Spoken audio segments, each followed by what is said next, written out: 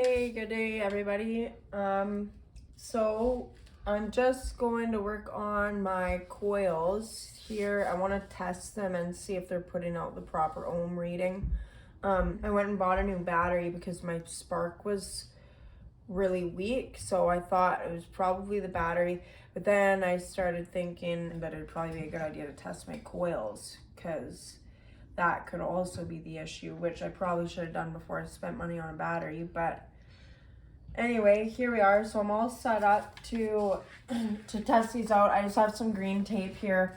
I'm gonna disconnect my wires one at a time, and then I'm gonna mark the wires by 1, 2, 3, 4, and that which is what these long pieces of tape for. They're gonna go around the wires, and then my coils I'm gonna mark 1, 2, 3, 4 as well, just so that I remember where everything goes afterwards, since I don't have it nothing's like color coordinated or anything like that. So I've got this one bolt undone because I have to kind of tilt my coils out a little bit. I gotta tilt them away from the bike a little bit just to be able to get to these bottom screws on the inside. I don't know if you can see that, but this nut is just right in the way of those screws there, so there's no way to get a screwdriver past them without tilting the coils out a little bit. So I'm just getting those undone, and yeah, and then I'm just gonna remove the wires one at a time and mark them so I don't get anything mixed up. So I'm just putting my marks on here, and just like, yeah, it doesn't need to be anything fancy. 1, 2, 3, 4. And then that's just so that I know where everything plugs back into afterwards. I've had a few people like ask me like, where's your oil pressure gauge? And it's right here. So you want to make sure everything when you're testing these coils is disconnected. I've got dual fire coils. So this is how you would test dual fire coils. I think there's a little bit of a different procedure, obviously, for testing single fire coils. Okay, so I'm gonna just undo these wires, and I've got like 2 different sizes screws on here because I guess they were the only things with the proper thread around when everything was going together, and I just haven't changed them yet, but whatever. I'm just gonna mark these as I take them off.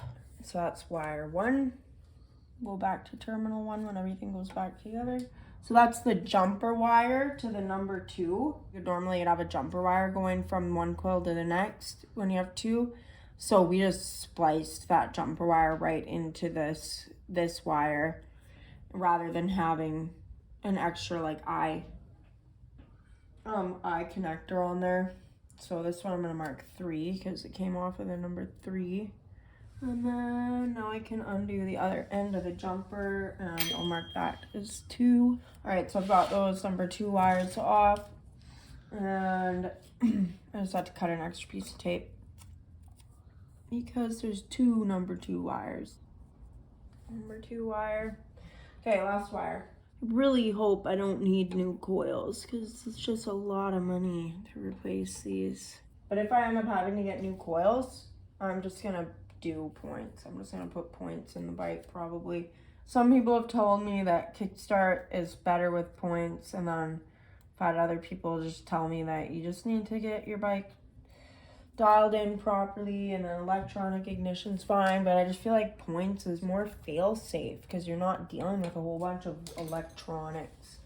These are 3 ohm coils, right? So I want it to read at least 3 ohms on here, but when you're testing, you want to make sure it's set to the ohm setting there, which is this little Greek symbol, which I don't remember what it's called. So to the lowest setting now for testing where the wires come in from the ignition, which is 200 on here. Okay, so I've got everything all set up to test here, and I'm gonna just test where the ignition wires go into the coils, which is these bottom terminals here. And I want it to read 3. So that's 3.3 ohms, which is good because they are 3 ohm coils. don't want it to read under 3 ohms. And I'm just going to show it doesn't matter which side these are on. It's going to read the same either way. So that's 3.3. Okay, so I know that's good. I'm going to test the other coil now. And that's about the same, 3.3 ohms there.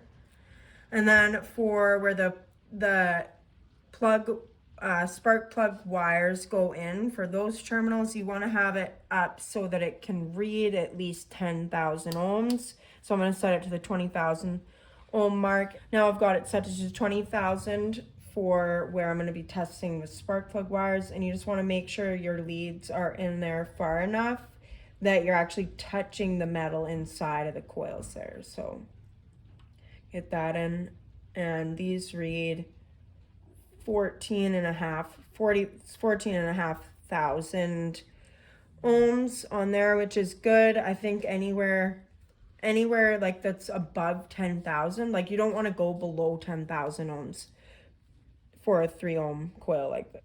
I'm gonna go back over here to the other side, and that's the same. That's about 14,500 ohms there. So that's a big relief. I'm actually surprised, like I'm thankful that that I don't need to spend like $500 or $600 on coils right now. But I'm also kind of shocked because these coils are old. So whatever, I'm not gonna complain. So anyway, yeah, I'm just gonna put this all back together, but I just wanted to make a video of it. There might be other people out there who just don't know how to test their coils. Like I didn't know how to test it. I had to do some research. And yeah, I'm just gonna get this all put back together, get my battery in, and then not go for a ride because it's raining. Anyway, I will talk to you all later, and thank you all again for watching another one of my videos, and I will catch you all on the flip side. Peace. Actually ran into my first YouTube fan the other day. Came into my work. I didn't have time to like stop and talk because we were so busy, but I just thought it was kind of funny because he recognized me at the restaurant I work at in town here on the beach, and knew it was me. He's like, "Hey, you're Red, aren't you?" And I was like, "Yep." But yeah, I just thought it was kind of, I've never had anything like that happen before, obviously, but I guess it's something that I can probably expect to happen if I'm gonna have like a significant following on YouTube. But yeah, I just wanted to bring it up and just mention like that I wasn't trying to avoid you, whoever you are, and thank you for like being a fan. I guess if you can call people that. But yeah, I wasn't trying to avoid you or nothing like that. I was just at work, and we're pretty understaffed like everywhere. So I wanted to try to make my way over to chat with you just a little bit, but I didn't get the chance, and I'm sure you'll be around again. But yeah, I definitely wasn't trying to avoid you at all. So maybe it'll happen more. I don't know. Yeah, you never know.